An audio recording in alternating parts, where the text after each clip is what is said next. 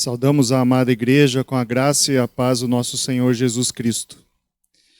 Meus irmãos, hoje a temática do nosso culto será a unidade cristã. A unidade cristã, ela é criada por Deus em Cristo. Abramos as nossas Bíblias, meus irmãos, na carta de Paulo aos Colossenses, no seu capítulo 1. Carta de Paulo aos Colossenses, capítulo 1. Nós faremos uma leitura alternada do versículo 13 ao versículo 23. Carta de Paulo aos Colossenses, capítulo 1, versos de 13 a 23.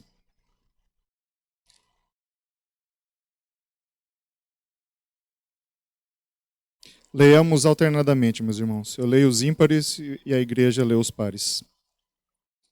Leamos, assim diz a palavra do Senhor. Ele nos libertou do império das trevas e nos transportou para o reino do Filho do seu amor.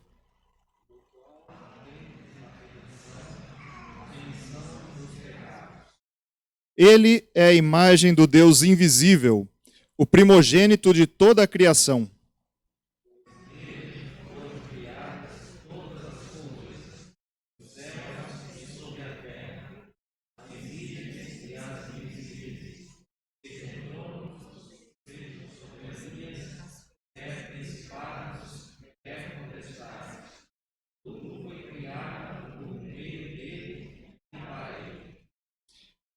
Ele é antes de todas as coisas. Nele tudo subsiste.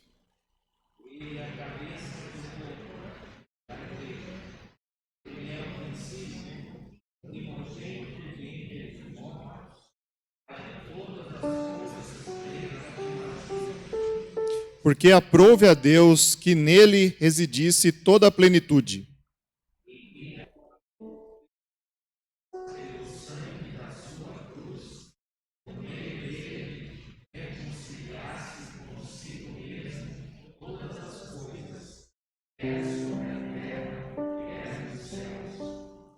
E a vós outros também, que outrora éreis estranhos e inimigos no entendimento pelas vossas obras malignas,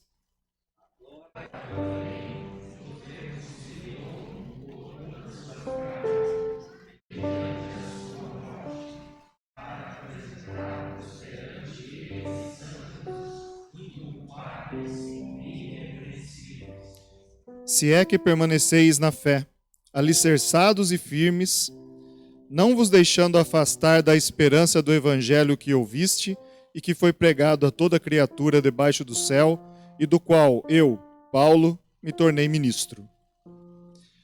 Coloquemo-nos em pé, meus irmãos, e entoemos o hino congregacional de número 298, a pedra fundamental.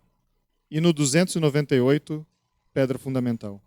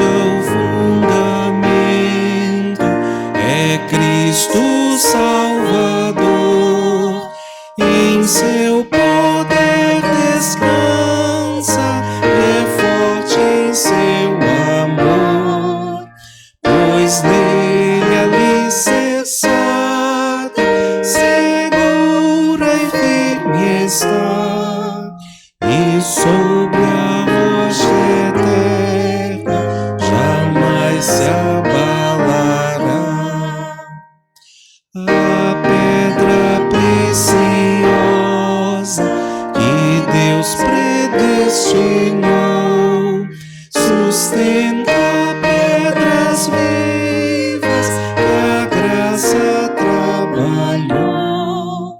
E quando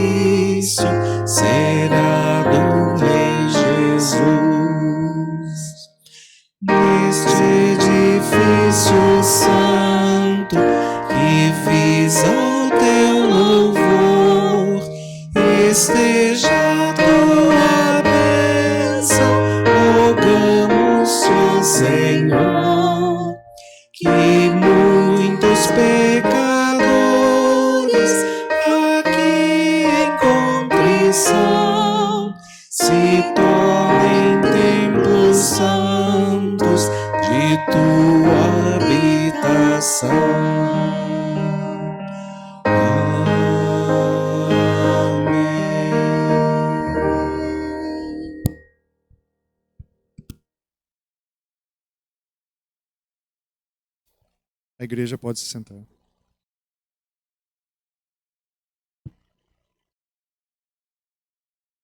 Oremos, meus irmãos.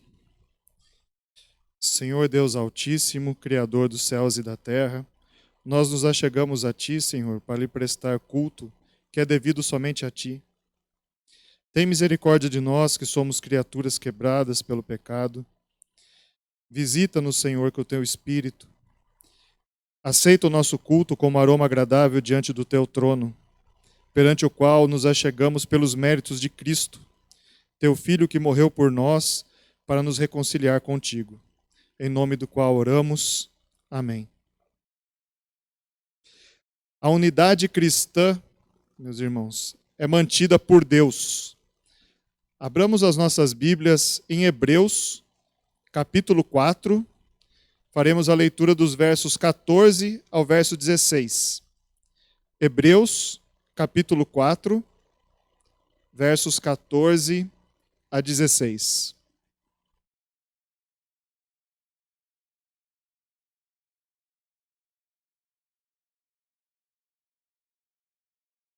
Diz assim a palavra de Deus: Tendo, pois, a Jesus, o Filho de Deus, como grande sumo sacerdote que penetrou os céus, conservemos firmes a nossa confissão.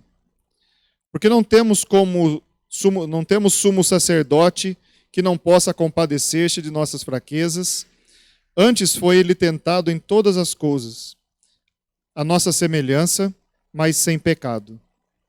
Acheguemo-nos, portanto, confiadamente junto ao trono da graça, a fim de recebermos misericórdia e acharmos graça para o socorro em ocasião oportuna. Nesse momento, meus irmãos, já nos preparando para a ceia do Senhor, que teremos logo a seguir, nós faremos uma oração silenciosa, cada um pedindo perdão pelos seus pecados, já nos preparando assim para o momento da ceia.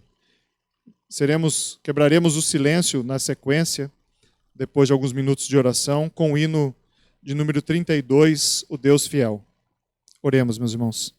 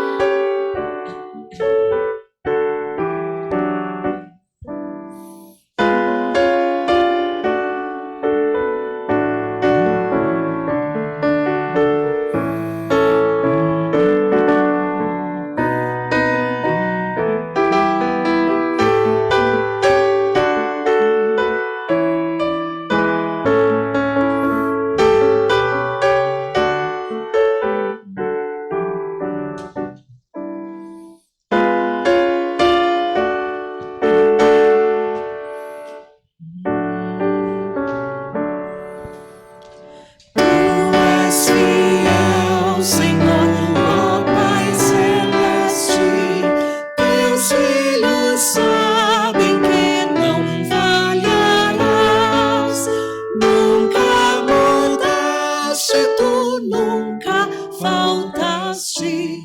Tal como eras, tu sempre serás. Tu és fiel, Senhor. Tu és fiel, Senhor. Dia após dia, com bênçãos sem fim. Tua mercê nos sustenta e nos guarda. Tu és fiel, Senhor, fiel assim. Flores e frutos, montanhas e mares, sol, lua, estrelas brilhando no céu. Tudo criaste na terra e nos ares, para louvar-te, Senhor, que és fiel. Tu és fiel, Senhor. Tu és fiel, Senhor. Dia após dia, com bênção sem fim. Tua mercê nos sustenta e nos guarda. Tu és fiel, Senhor, fiel assim. Pelo perdão tu dás e segurança. Cada momento me guia, Senhor. E no porvir, oh, que doce esperança, desfrutarei do teu rico favor. Tu és fiel, Senhor. Tu és fiel, Senhor. Dia após dia, com bênção sem fim. Tua mercê nos sustenta e nos guarda. Tu és fiel, Senhor, fiel assim. Amém.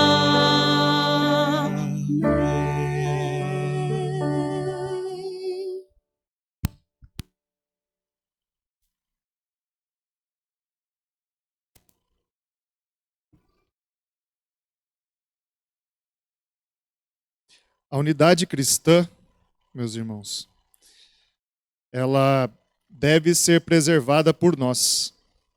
Abramos as nossas Bíblias em Efésios, carta de Paulo aos Efésios, no capítulo 4. Leremos dos versos de 1 a 6. Efésios, capítulo 4.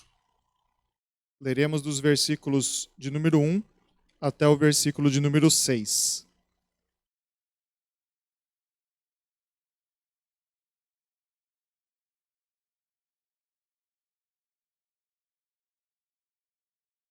Diz assim a palavra do Senhor: Rogo-vos, pois, eu, o prisioneiro no Senhor, que andeis de modo digno da vocação a que fostes chamados, com toda a humildade e mansidão, com longanimidade, suportando-vos uns aos outros em amor, esforçando-vos diligentemente por preservar a unidade do Espírito no vínculo da paz. Há somente um corpo e um Espírito, como também fostes chamados numa só esperança da vossa vocação. Há um só Senhor, uma só fé, um só batismo, um só Deus e Pai de todos, o qual é sobre todos, age por meio de todos e está em todos. Nesse momento, meus irmãos, nós seremos dirigidos pelo nosso grupo de cântico, momento esse que nós também costumeiramente fazemos a consagração dos nossos dízimos e ofertas ao Senhor, que é um privilégio dos membros da nossa igreja e que nós temos feitos por meio eletrônico. E nós gostaríamos de ressaltar mais uma vez e lembrar a igreja que, por conta da mudança de agência, a conta da igreja mudou, então que os irmãos, no momento que forem fazer a consagração de seus dízimos e ofertas, se atentem a isso. Cantemos então, meus irmãos.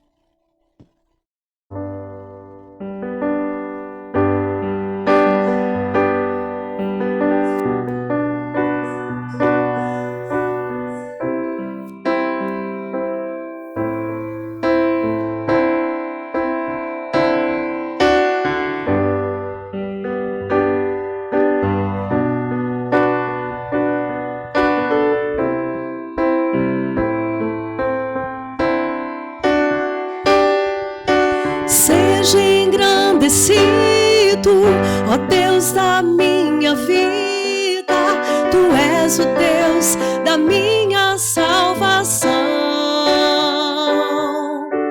És a minha rocha, a minha segurança, meus lábios sempre te exaltarão. Aleluia. Te louvo, pois sei que sobre todos és Senhor. Aleluia. Te louvo, pois sei que sobre todos és Senhor. Seja engrandecido, ó Deus da minha vida, Tu és o Deus da minha salvação. És a minha rocha, a minha segurança, meus lábios sempre te exaltarão. Aleluia. Te louvo, pois sei que sobre todos és Senhor. Aleluia. Te louvo, pois sei que sobre todos és Senhor. Aleluia. Aleluia. Aleluia. Louvemos ao Senhor. Aleluia. Aleluia.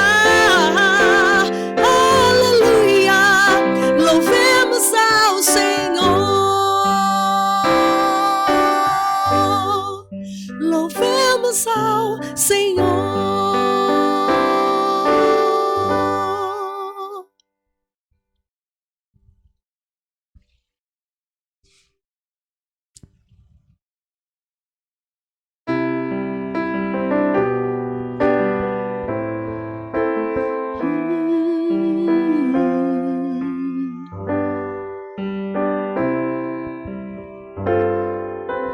Tu és soberano sobre a terra, sobre os céus, Tu és Senhor absoluto.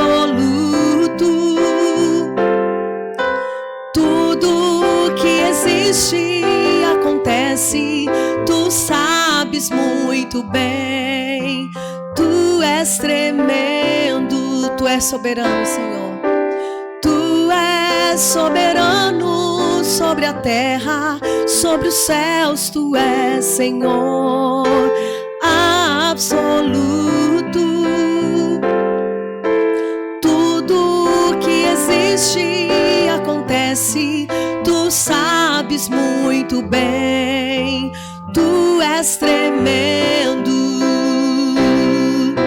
E apesar dessa glória que tens, Tu te importas comigo também.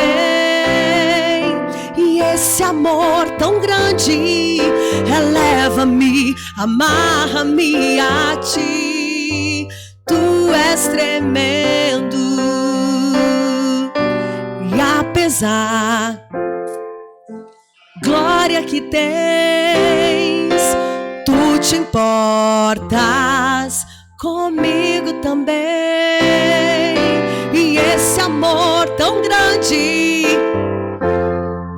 amarra-me a ti.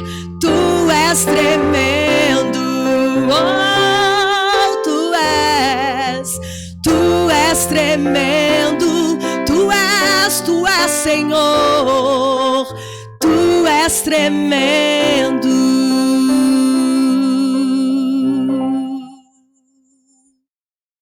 Amém.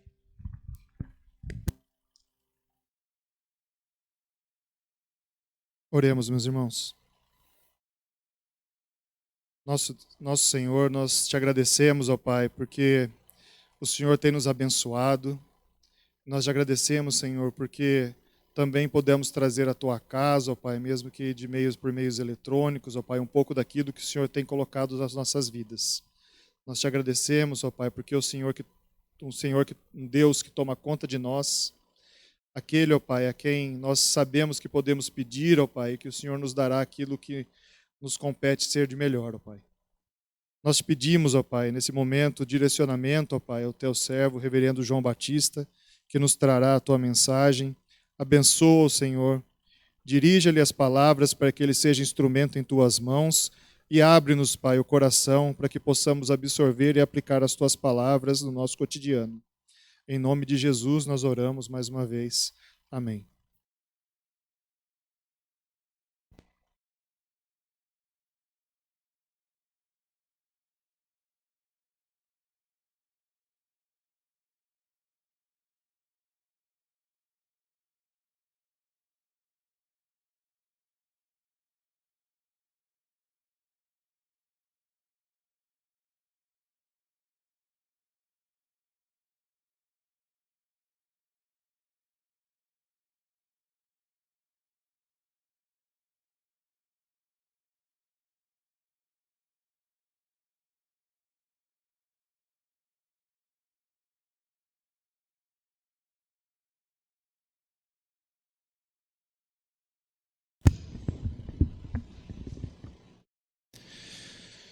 Meus irmãos, abramos nossas Bíblias na Epístola de Paulo aos Filipenses, no capítulo de número 4.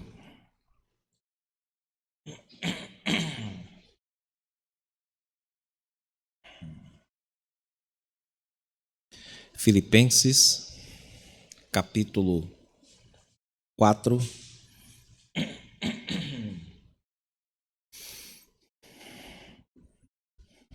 Leiamos até ao versículo 3. Filipenses 4, de 1 a 3.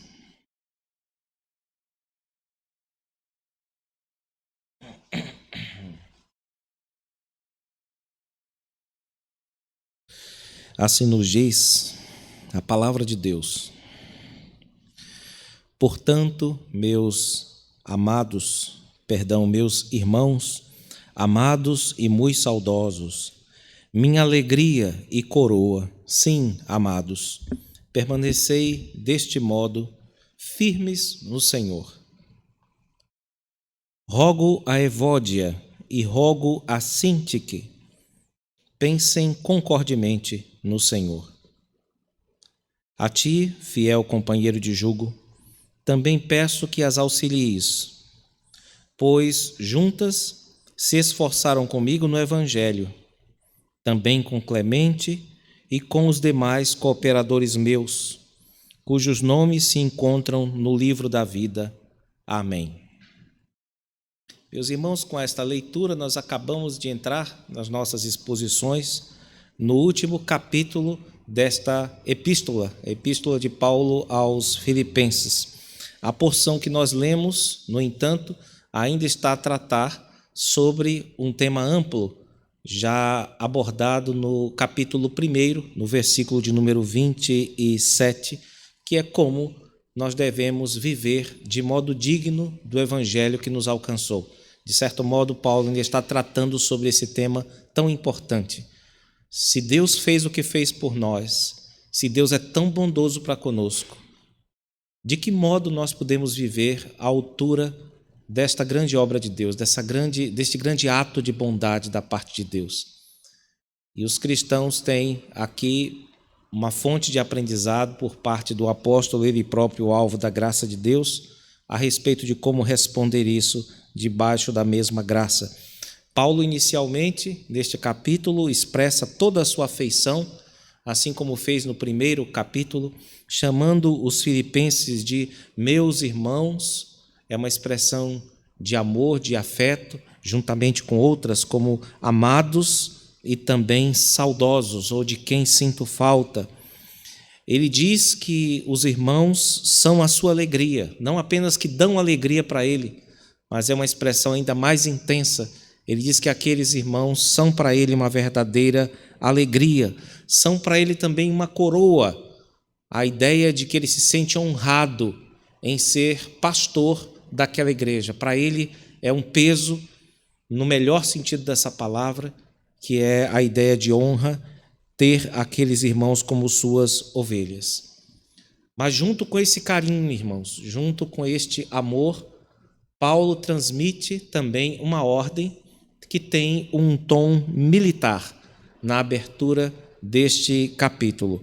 Permanecei deste modo firmes no Senhor. Deste modo está se referindo tanto ao passado, aquilo que ele já vem explicando a respeito da postura dos cristãos perante aqueles que queriam envenenar a fé pura, envenenar a graça de Deus, envenenar a suficiência de Cristo, como também em relação a algumas posturas que os crentes devem tomar e que serão descritas daqui para frente neste capítulo 4. Esses são modos que Deus nos deu para, naquilo em que depender de nós, nós estejamos firmes no Senhor. Durante o restante dessa porção, que vai até ao versículo de número 9, Paulo desce à realidade da igreja, apresenta a ela alguns desafios que são típicos de uma igreja local composta por irmãos remidos, irmãos santos, mas também irmãos pecadores que possuem muitos desafios ainda a enfrentar e a vencer, como, por exemplo, a dificuldade em ter sintonia um com o outro, a dificuldade de cooperar para um bem comum da igreja, as questões ligadas à ansiedade também Paulo tratará, as questões ligadas à dificuldade para orar, a questão ligada aos maus pensamentos, e novamente ele toca no finalzinho dessa sessão na importância dos bons exemplos, de nós sermos moldados por pessoas que claramente são superiores a nós em termos de maturidade cristã, meus irmãos.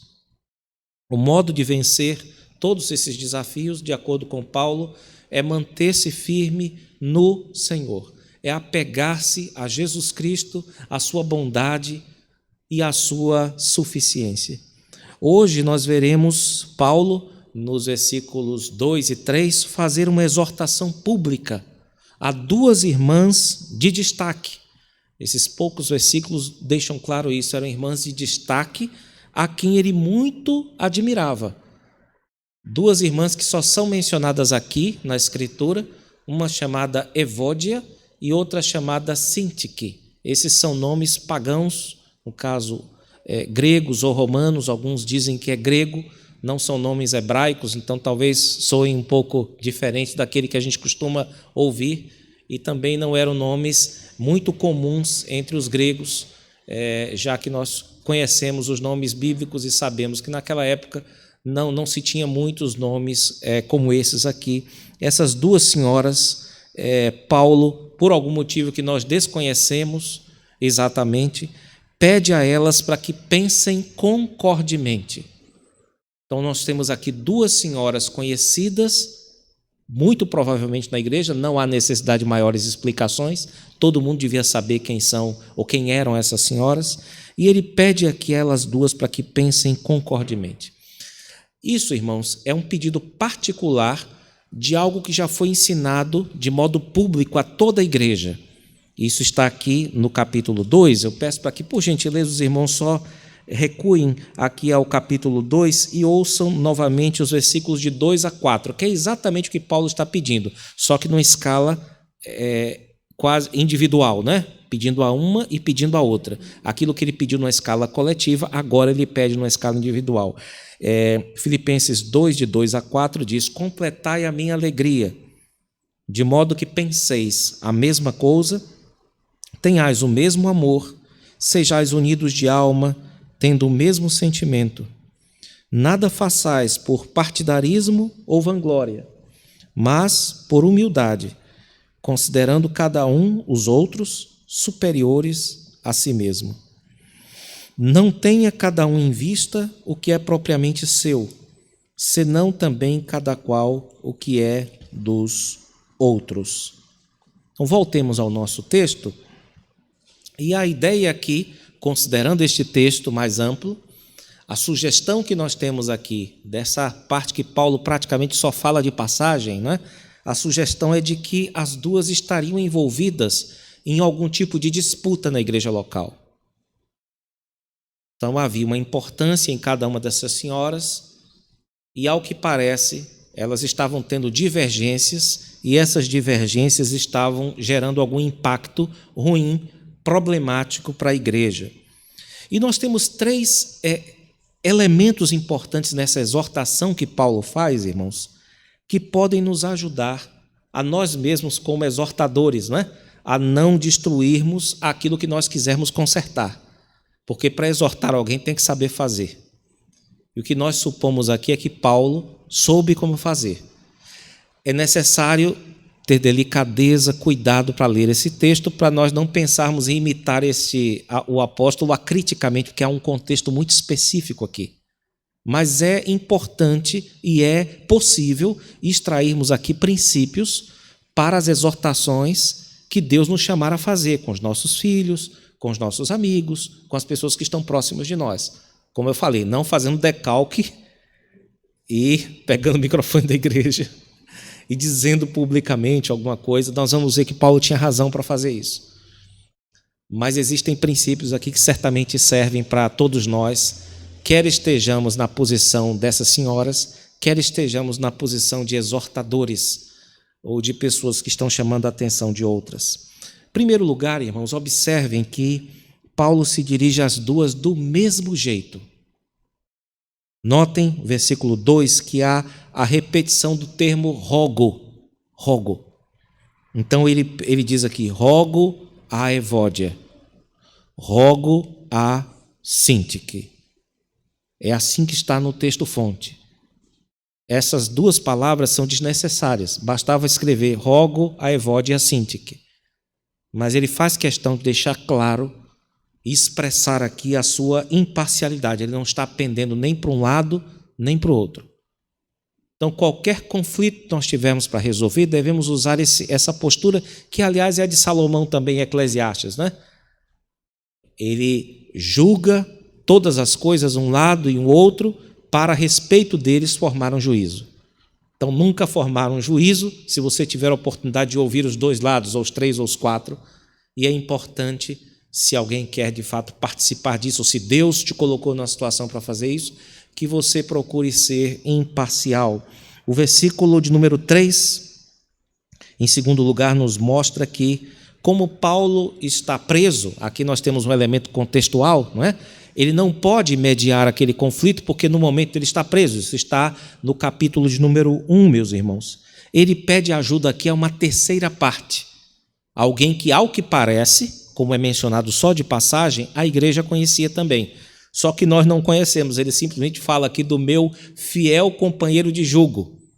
E ele está pedindo publicamente a esse fiel companheiro de jugo para que seja uma espécie de mediador dessa questão entre as duas mulheres cristãs santas de Deus. Por quê? Ele ensinará em outra carta, não é? Que é vergonhoso que briga de crente vá parar em tribunal secular.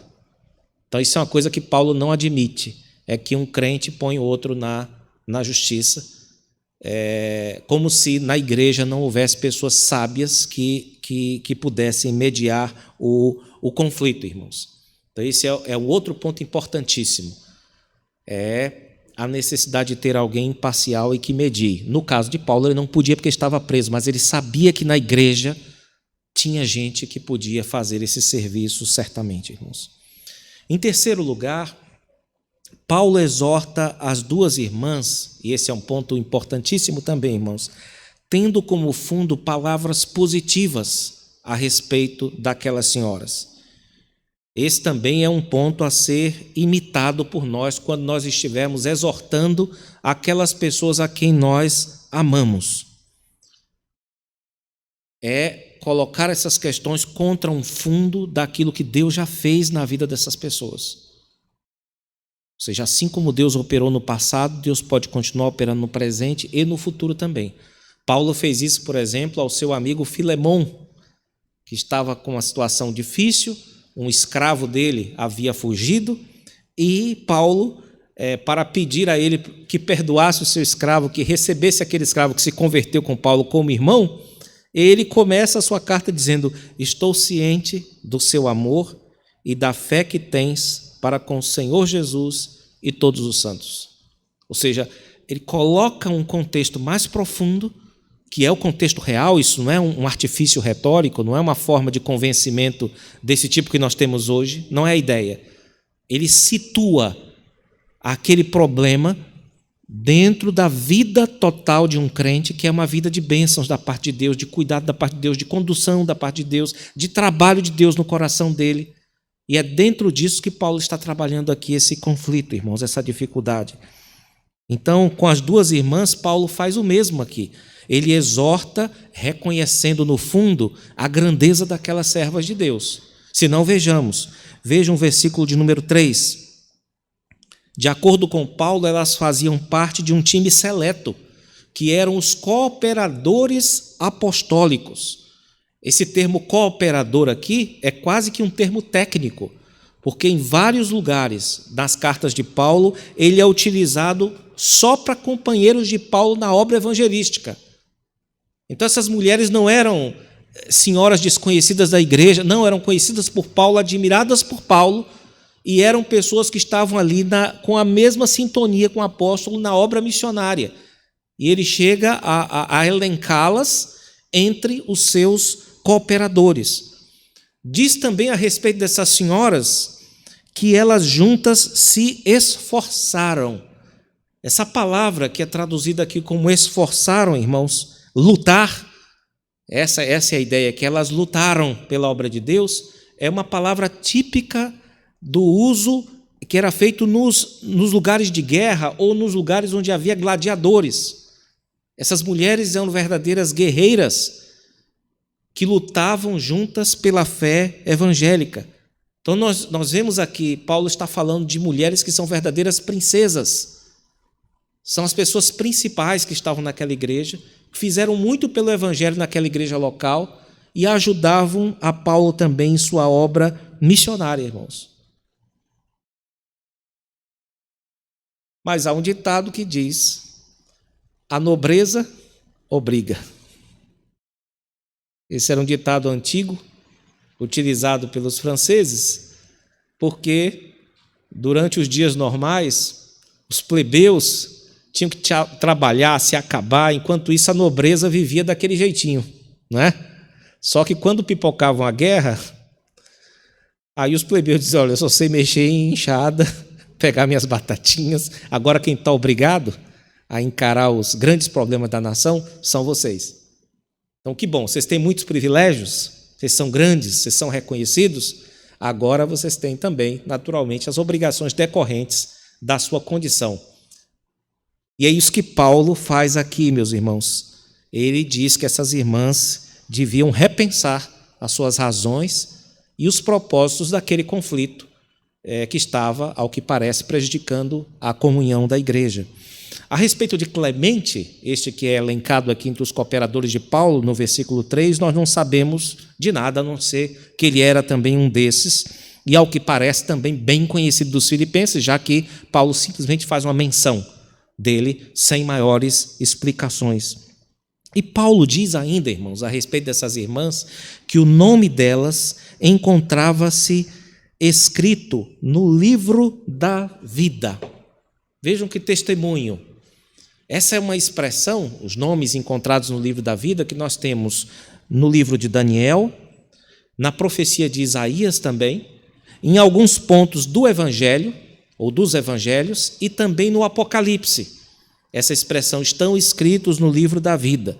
E normalmente essa é uma expressão de honra. utilizada ou aplicada para todos aqueles que foram perseguidos por causa de Jesus Cristo, mas não negaram a fé.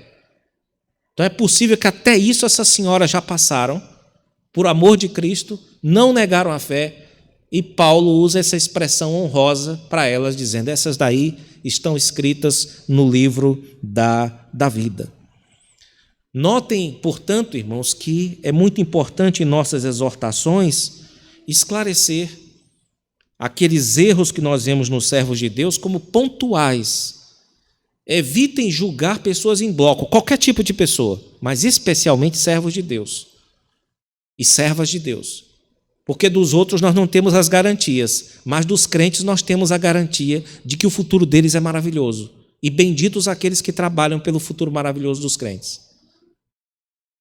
Então é muito importante nós olharmos para os filhos de Deus e vermos os seus pecados dentro de um quadro geral de bênçãos da parte de Deus, de cuidados da parte de Deus, e ao mesmo tempo vermos as lutas pelas quais eles passam como parte de um drama, e não de um plano para fazer tudo errado ou para ter um futuro horroroso.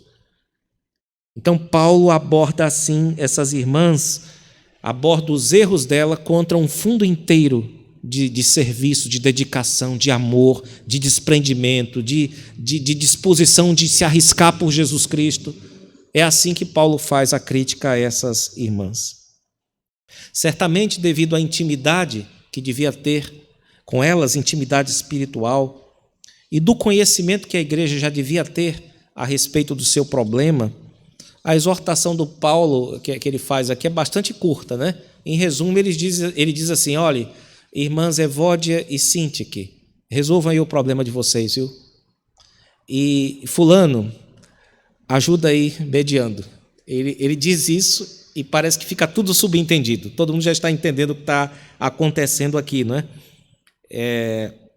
E o que ele está ordenando é: cultivem afetos aí, cultivem o amor, a unidade, ponham o interesse de vocês abaixo dos interesses da igreja, dos interesses do reino dos céus, e lembrem-se aí de resolver isso para que isso não crie problemas, porque vocês são dois grandes exemplos para a igreja. Basicamente é o que Paulo diz, evidentemente de um modo ainda mais reduzido, ainda mais curto do que eu estou dizendo aqui, irmãos. Nós sabemos que pensar igualzinho é impossível. Numa igreja, tá certo? Na igreja Deus trabalha a nossa individualidade, né? De modo que você se sente mais você, cada vez mais, não é? Você não é como você vai sentindo o quanto você tenta imitar outras pessoas e você nunca vai chegar a ser você mesmo, só quando você estiver em Deus. Então, a igreja não costuma ser o lugar onde as pessoas pensam certinho. Para isso, talvez um clube ajude mais, um partido político talvez ajude mais a pessoa a pensar mais uniformemente. Mas uma igreja cristã genuína nem sempre nos ajuda, irmãos. Agora, quando as nossas diferenças de pensamento começam a afetar o corpo de Cristo, a prejudicar a vida da igreja, e está claro para todo mundo que nós estamos pondo nosso ego, nossa vontade, nosso caráter opinioso acima dos interesses da igreja, aí está na hora de fato de nós repensarmos e buscarmos em Cristo, no Senhor, esse descentramento. Sair da frente, a fim de que essas coisas não aconteçam na igreja. Até aqui nós temos visto, não apenas aqui, mas em outros lugares, que a vida cristã inteira deve ser vivenciada no Senhor. Essa é uma expressão muito importante que indica a ideia do corpo de Cristo ligada ao seu cabeça. Tudo aquilo que nós fazemos é no Senhor. Então, por exemplo, o compartilhamento do Evangelho, capítulo 1, versículo 14, deve ser feito no Senhor. A ideia de dependência do Senhor, a ideia de busca por Ele, é de dependência dEle. Versículo 19 e 24 do capítulo 2, até planos de viagem. Você tem que fazer seus planos de viagem no Senhor, levando em conta que você faz e vai conseguir, se o Senhor permitir, você deve rogar a Ele para que abençoe, consultá-lo para ver se é isso que Ele quer que você faça, porque você é um escravo, você é um servo, você é uma serva. Então você tem que se ajoelhar diante dEle e perguntar o que é que Ele quer, se pode ou não pode. Ainda, versículo 29, a recepção de irmãos.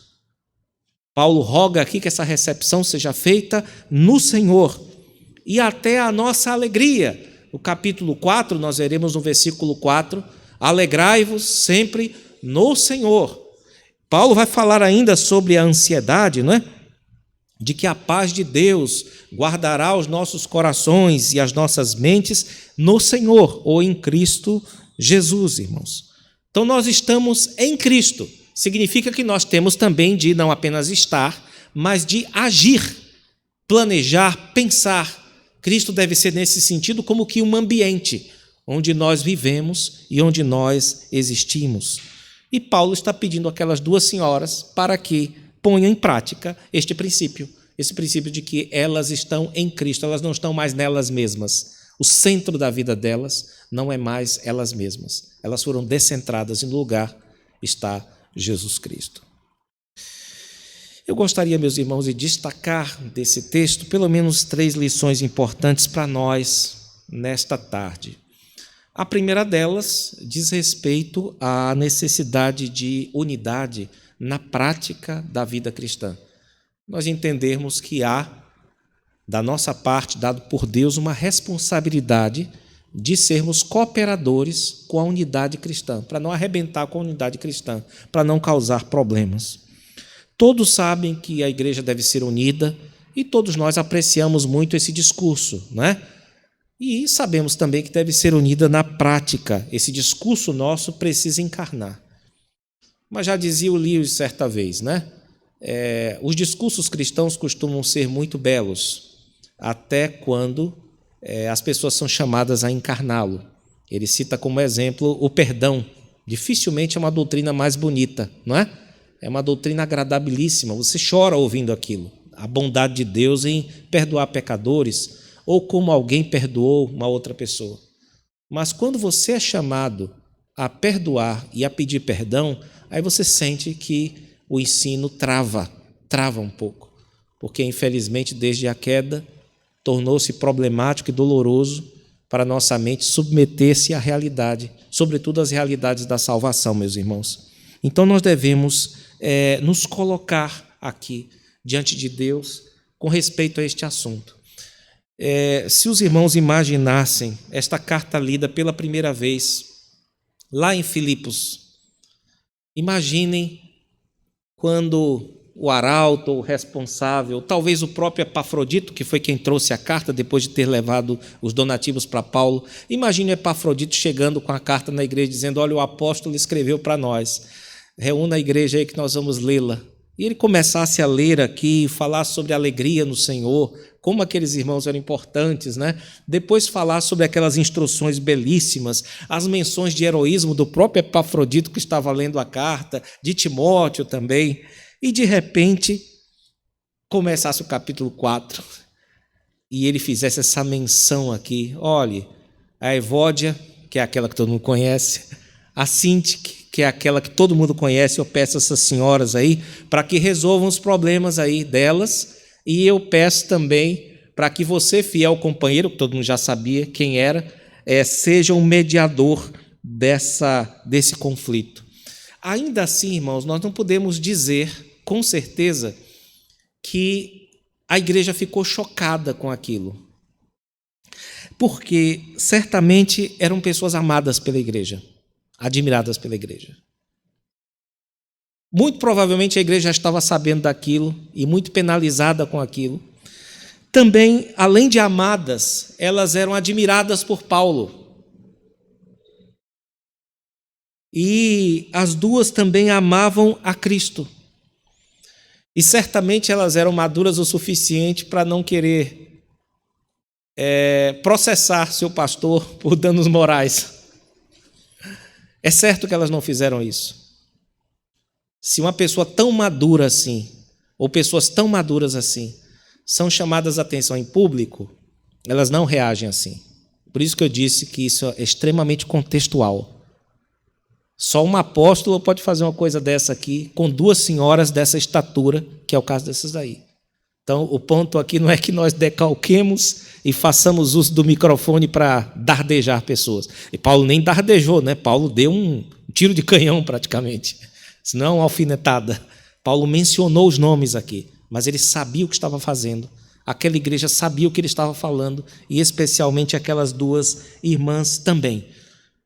E o recado é: vocês são guerreiras, vocês são gladiadoras, mas não é para ninguém aqui dentro da igreja, é para os inimigos do evangelho. Virem essas espadas para o outro lado. Precisar de algum problema, tem alguém aqui que me representa, que vai mediar este conflito. Essa notificação, irmãos, é certo que pesou na igreja como sendo uma aplicação do princípio de Paulo. Irmãos, vamos deixar os nossos interesses pessoais de lado quando eles começarem a prejudicar o corpo. E vamos começar das grandes aqui da igreja, que certamente serão maduras para receber esse recado. Então isso é muito interessante o que aconteceu aqui certamente, irmãos. É que houve aqui uma aplicação daquele princípio de Paulo que ele estabeleceu no capítulo de número 2. E é certo que ele não faria isso com gente imatura. E se essas coisas devem ser revistas na vida das pessoas que são mais maduras no corpo de Cristo, como as cooperadoras de Paulo, é certo que o restante da igreja haveria de tomar isso em consideração, meus irmãos. Então nós devemos pensar nisso, caso tenhamos na igreja algum desafeto. Nós não devemos, irmãos, conceber que nós tenhamos na igreja gente que não se dá com a outra, gente que odeia a outra. Isso simplesmente não dá para conceber se você tem uma mentalidade cristã. Os irmãos devem procurar resolver isso o quanto mais rápido possível. Ainda mais se os irmãos estão sendo instruídos como agora neste assunto. Se existe algum problema entre você e algum irmão da igreja, procure resolver isso. Deus te livre de ter um pastor imaturo, como não foi o caso de Paulo, para mencionar publicamente seus nomes por conta de desavenças que já se tornaram públicas. Então, isso é muito importante. Mas é possível que os irmãos não tenham nenhum inimigo, nenhum problema, nenhum desafeto na igreja. Então, automaticamente, vocês vão passar para outro grupo, que é o grupo dos exortadores. Não é? Se vocês não estão na condição de pessoas que estão brigando, vocês têm que estar na condição de pessoas que vão ser da turma do deixa disso, né? A turma da pacificação. E um ponto importante que esse texto nos ensina, irmãos, é que nas exortações que nós fizermos às pessoas que nós amamos, nós não devemos apontar os erros delas e nem tratar os erros delas como mera perversidade, mas procurar ver as pessoas, eu estou me referindo aqui às crentes em Cristo, como pessoas que estão passando por um drama, por uma dificuldade, mas que Deus vai ajudar para que elas saiam daquilo e sirvam mais a Deus. Não é assim que todo mundo quer ser julgado? Qualquer crente fiel, você perguntar, como é que você quer ser julgado? Olha, eu queria que as pessoas vissem o pecado que eu tenho aqui como parte de um drama que está num contexto de uma vida que está tentando servir a Deus. Então, faça com os outros o que você quer que as pessoas façam com você. Essa é a regra de ouro de Cristo, não é? Que ele nos deu em Mateus 7. Procurem ser sensíveis com os problemas das pessoas e nunca ver aquilo como sendo uma chave interpretativa do caráter do fulano. Você não sabe disso e você não gostaria que ninguém fizesse isso aí. Só que no próprio capítulo 7 de Mateus diz isso. Com a medida, com o metro com que você julgar os outros, você vai ser julgado também. Então é importantíssimo que nós olhemos os erros dos nossos irmãos como parte daquele processo de santificação, aquela coisinha que Deus vai tirar, às vezes, usando você para que ele progrida na fé. E nunca olhar as pessoas como uma massa estragada, julgando pessoas em bloco. Isso não é certo nem com os de fora. Agora, quando você está lidando com crentes, sobre quem Deus falou o que falou, sobre o futuro deles, então isso se torna inadmissível, irmãos. E se nós somos parte do grupo dos exortadores da igreja, se Deus colocou certos casos na nossa frente para resolver, é necessário que nós tenhamos essa delicadeza do apóstolo Paulo.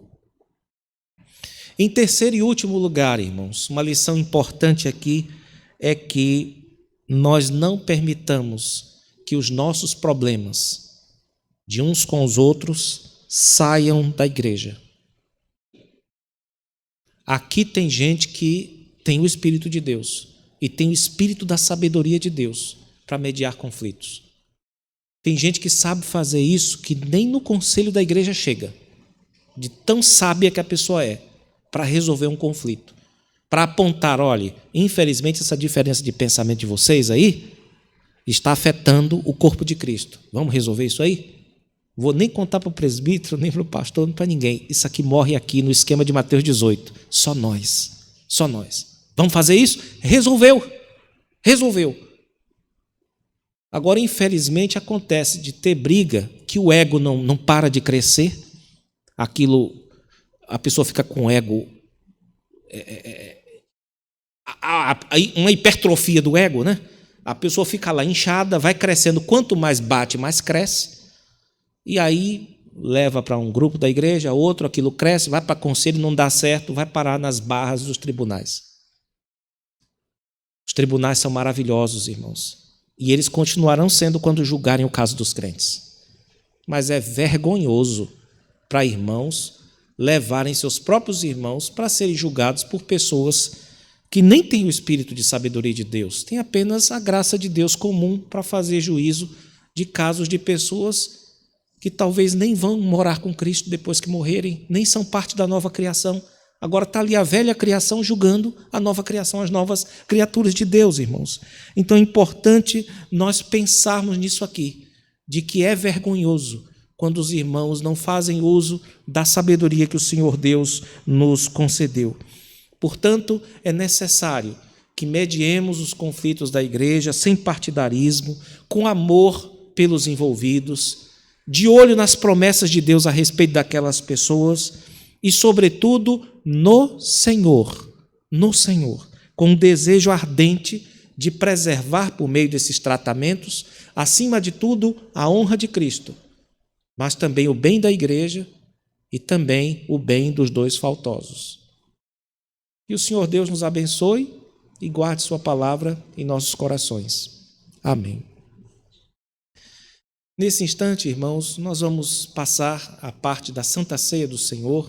Eu convido nosso irmão presbítero para que nos auxilie.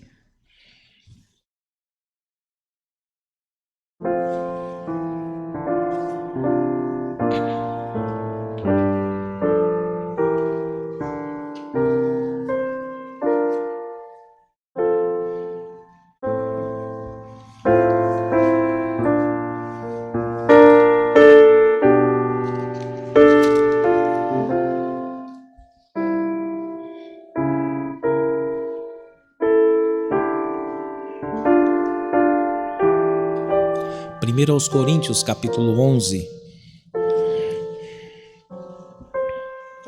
versículos de 23 a 26. Assim nos diz a palavra do nosso Deus. Porque eu recebi do Senhor o que também vos entreguei, que o Senhor Jesus, na noite em que foi traído, tomou o pão e, tendo dado graças, o partiu e disse: Isto é o meu corpo, que é dado por vós. Fazei isto em memória de mim. Por semelhante modo, depois de haver ceado, tomou também o cálice, dizendo: Este cálice é a nova aliança no meu sangue. Fazei isto todas as vezes que o beberdes, em memória de mim. Porque todas as vezes que comerdes este pão e beberdes o cálice, anunciais a morte do Senhor até que ele venha. Amém. Nós temos feito, irmãos, micromeditações em alguns dos nossos documentos confessionais e temos falado um pouco a respeito de um catecismo da Igreja Reformada, o de Heidelberg, naquilo que ele trata a respeito da Santa Ceia.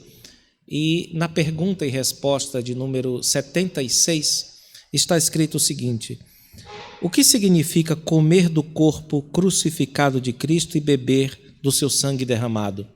Essa é uma pergunta muito prática que está se referindo ao que de fato acontece na Santa Ceia. Não é que nós tomamos os benefícios na nossa mão, na nossa boca, mas na nossa alma. Nós recebemos pela fé os benefícios da salvação mais uma vez. E a resposta é esta: significa aceitar com o coração confiante todo o sofrimento e morte de Cristo e, pela fé, receber o perdão de pecados e a vida eterna. Aceitar e receber. Aceitar os benefícios de Cristo. É isso que Ele está nos oferecendo. E se Deus nos deu a fé para tanto, participemos, irmãos, participemos. Sempre que nós nos achegamos à casa de Deus, nós estamos aqui e vimos para cá por inteiro, trazendo os nossos pecados, as nossas dúvidas, as nossas dificuldades e a nossa fé. E nós rogamos a Deus para que Ele nos ajude a crer na palavra dEle, que nos ordena apenas tomar e comer. Crer nessas palavras e depender dessas palavras por meio da ação de participar na ceia. É isso que se requer de um crente. E é isso que nós vamos fazer agora. Vamos orar ao Senhor e suplicar a Ele para que Ele consagre os elementos que serão usados e nos dê a capacidade de recebê-los, de receber o corpo e o sangue de Cristo, não nas mãos, mas em nossa alma. Participar desses benefícios mais uma vez. Vamos orar, irmãos.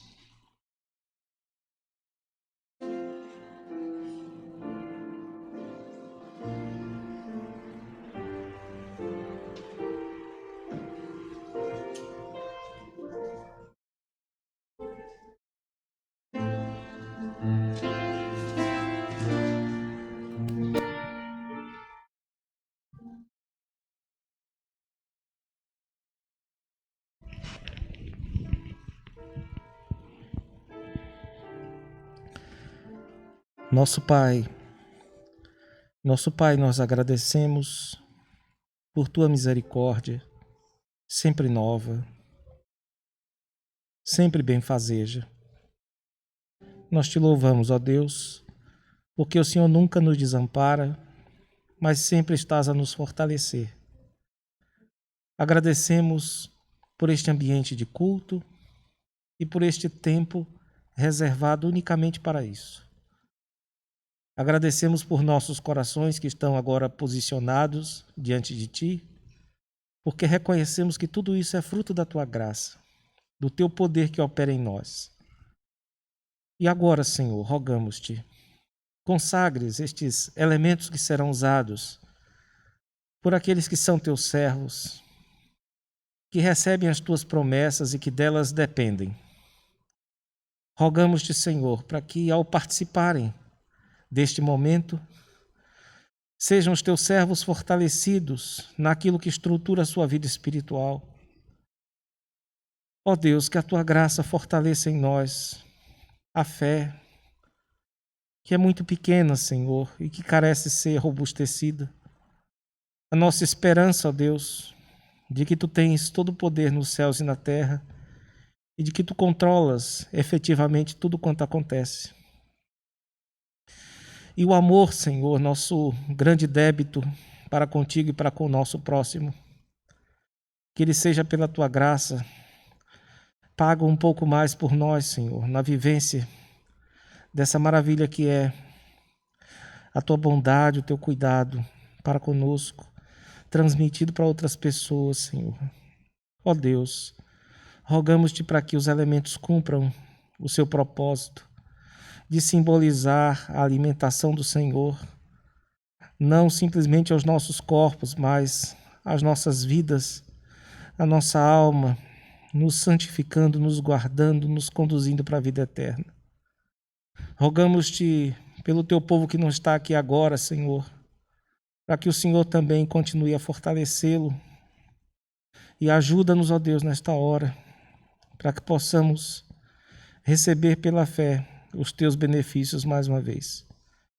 Essa é a nossa oração, gratos por tudo em nome de Jesus, Teu amado Filho. Amém.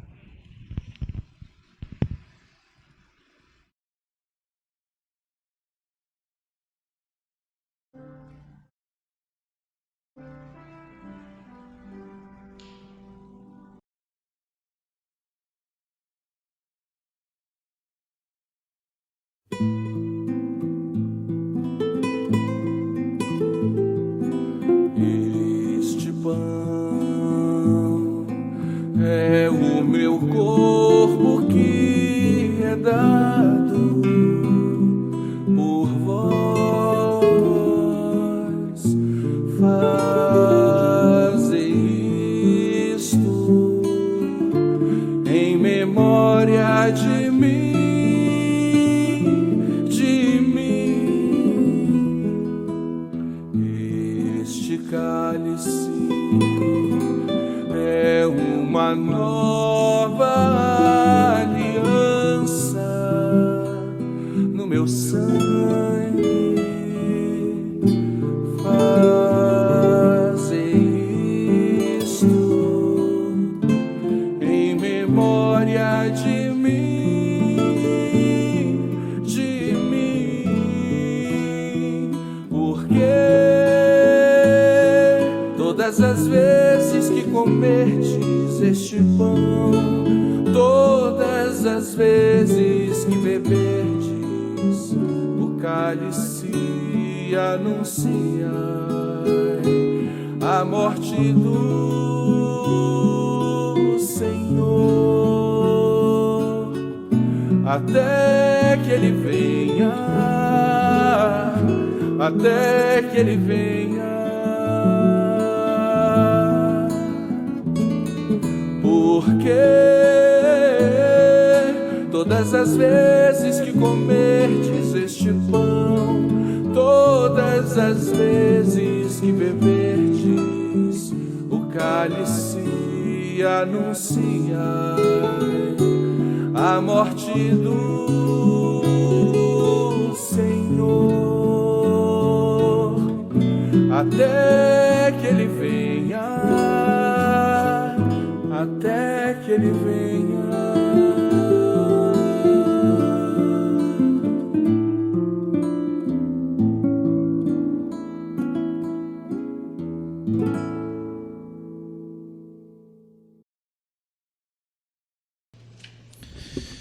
Meus irmãos, fiquemos em pé e façamos a oração final e logo depois recebamos a bênção.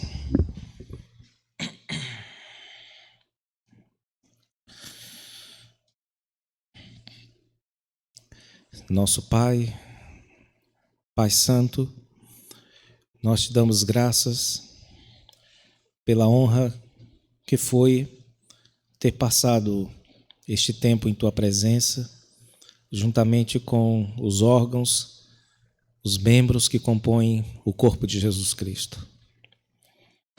Agradecemos-te, Senhor, pelas impressões que o Senhor fez em nosso caráter. Nós rogamos, ó Deus, para que elas nos sejam úteis, consoladoras, desafiadoras no decorrer da nossa vida, não só nesta semana, mas nos dias que se seguem, Senhor. Por favor, continue a trabalhar nos nossos corações e dá, Senhor, que possamos progredir na vida cristã. Que possamos, ó Deus, tendo a certeza de que não somos nossos, mas somos teus, progredir, ao menos um pouco por dia, ganhando terreno. Assista-nos, ó Deus, fortalece o teu povo e dá, Senhor, que possamos ser robustecidos sempre pelo Senhor nas virtudes da vida cristã. E que o Senhor continue a nos conduzir para o teu reino celestial, Senhor.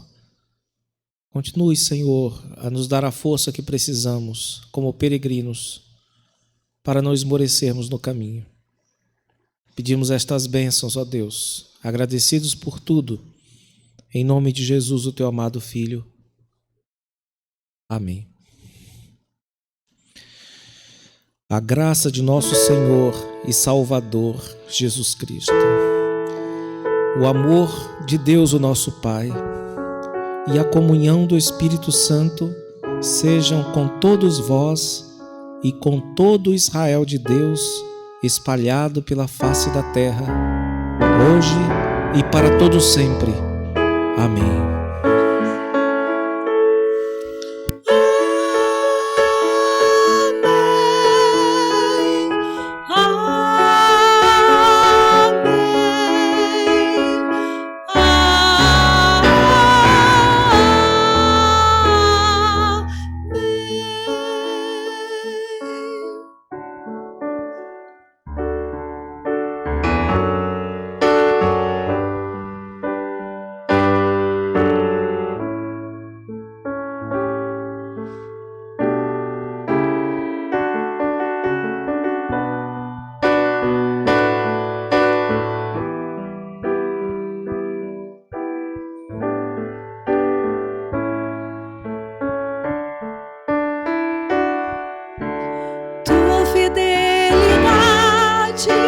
é grande, tua fidelidade incomparável é, ninguém é como tu, bendito Deus,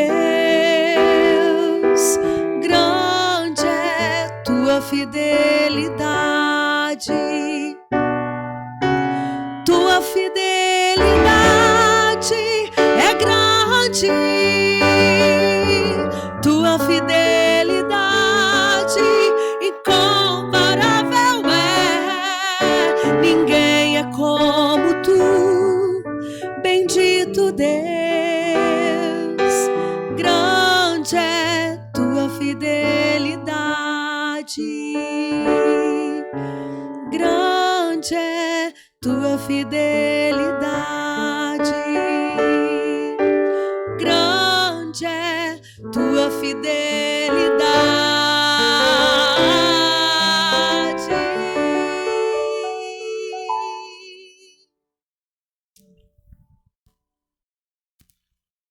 Gostaríamos de saudar, meus irmãos, a todos aqueles que nos visitam hoje e também aqueles que acompanham esse culto gravado pelas nossas mídias sociais.